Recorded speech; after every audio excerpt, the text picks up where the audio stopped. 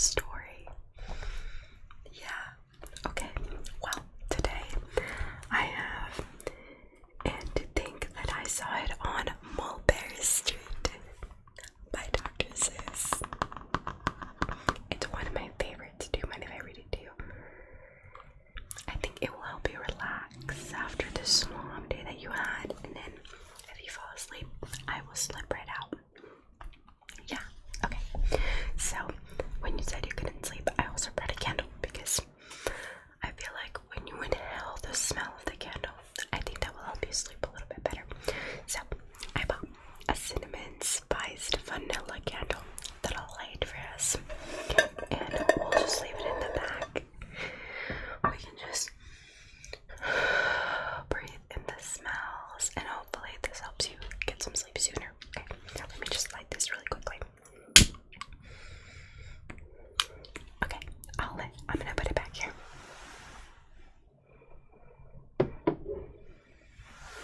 I'll leave it there for us, okay? Perfect. Let's get started. Go ahead, relax. Yeah, okay, relax. Lay down. Yeah, let me just move your hair a little bit. Perfect. Okay, yep. Okay, relax. I'll start.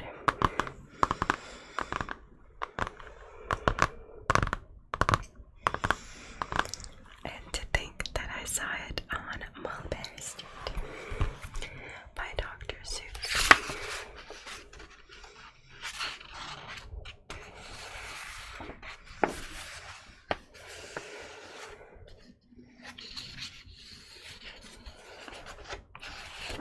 Okay.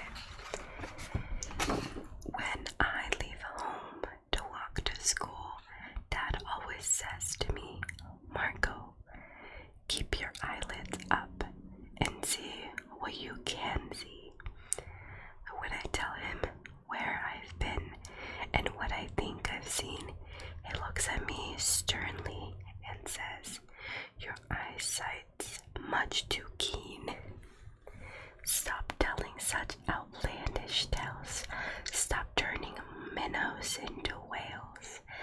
Now what can I say when I get home today?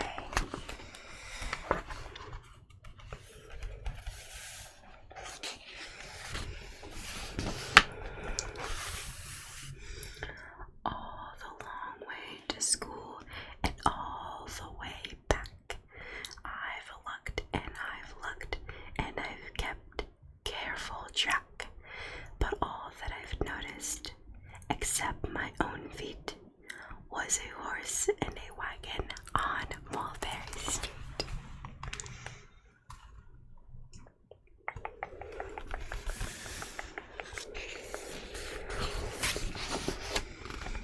There's nothing to tell, of course that won't do. Of course, just a broken down wagon that's drawn by a horse. That can't be my story, that's only a start. I'll say that a zebra was pulling the cart. And that is a story that no one can beat when I say that I saw it on Mulberry Street.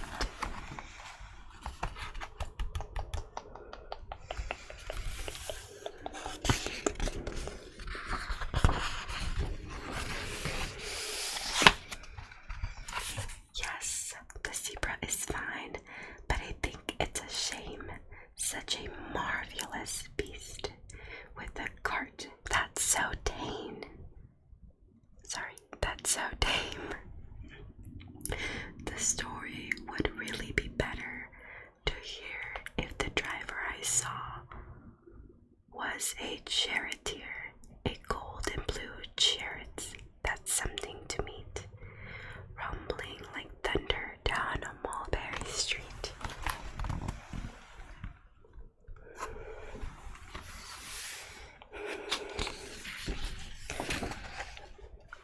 No, it won't do at all. A zebra's too small.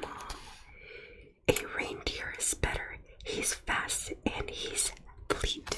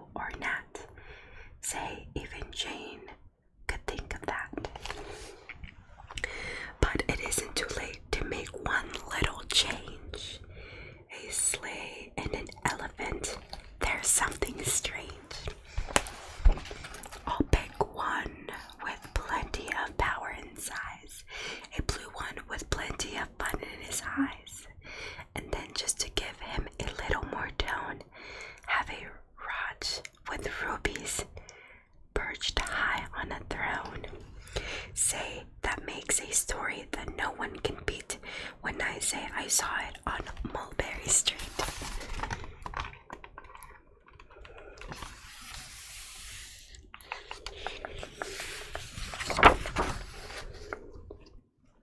But now, I don't know. It still doesn't seem right. An elephant pulling a thing that's so light would whip it around in the air like a kite. But he'd look simply grand with a great big brass band.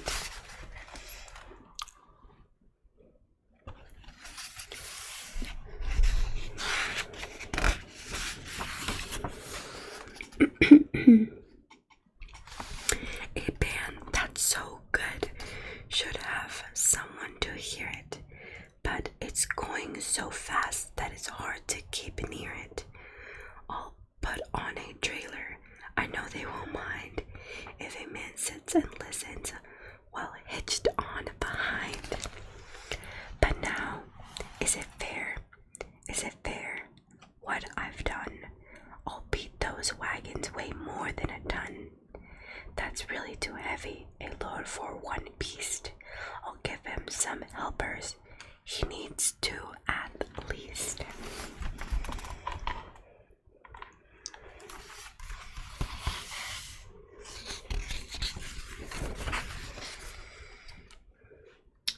But now, what worries me is this Mulberry Street runs into bliss. Unless there's something I could fix, there'll be an awful traffic mix-up.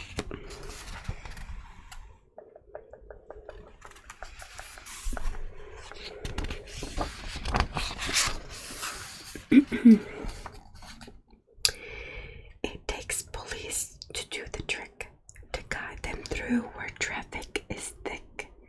It takes police to do the trick. They'll never crash now. They'll race at top speed with Sergeant Mulvaney himself in the lead.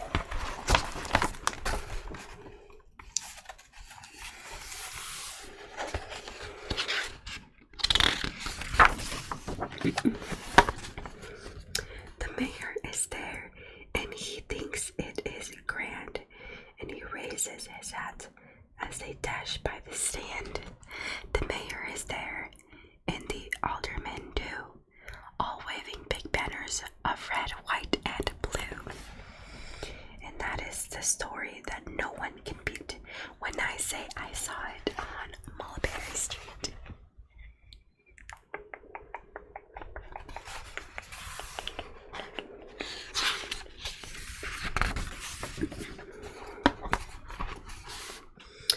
With a roar of its motor, an airplane appears and dumps out confetti while everyone cheers.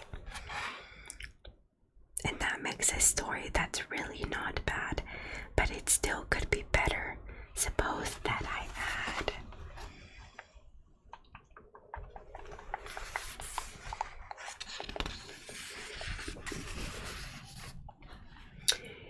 a Chinese man who eats with sticks, a big magician doing tricks,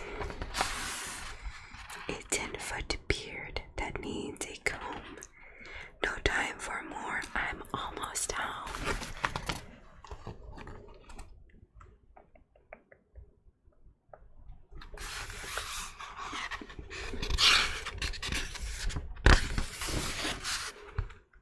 I swung around the corner and dashed through the gate.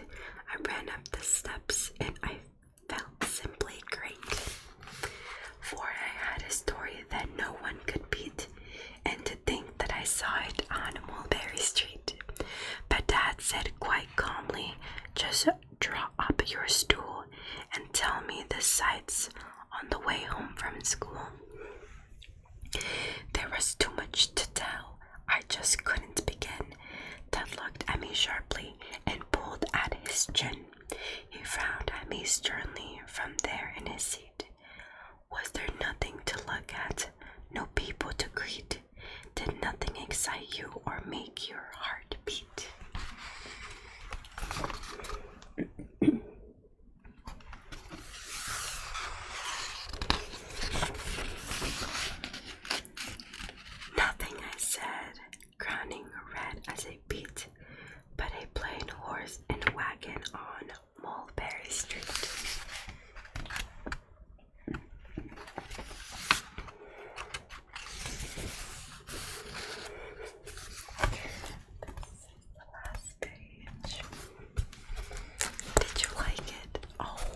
You're asleep. Okay. Let me just move your hair. Move your hair. I hope you sleep.